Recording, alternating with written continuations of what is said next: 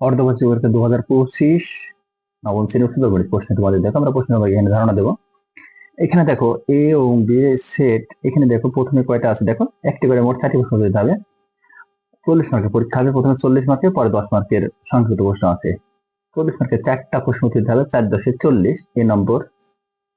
দেখো প্রতিটা ক নম্বরে 2 মার্ক, খ নম্বরে 4 মার্ক এবং গ নম্বরে 4 মার্ক, 10 মার্ক।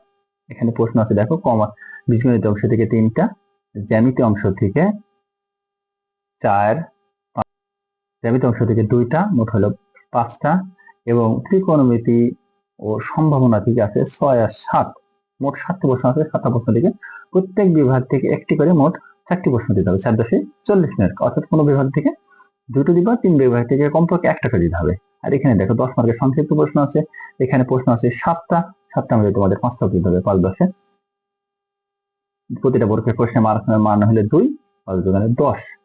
আর এরপরে দেখো 25, এখানে দেখো 1 2 3 4, এখানে দেখতে পাচ্ছ উচ্চতর গণিতের, এখানে তোমাদের ওই মূল বই থেকে এগুলো আছে এবং বাড়তি করতে হবে।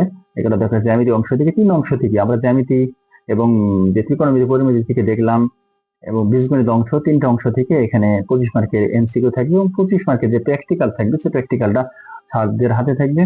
তোমাদের নির্দিষ্ট সময়ে এটা এখনো থাকবে এবং ফাইনাল পরীক্ষা তোমাদের এইভাবে প্র্যাকটিক্যাল পরীক্ষায় আসবে। ধন্যবাদ সবাইকে আমাদের সাথে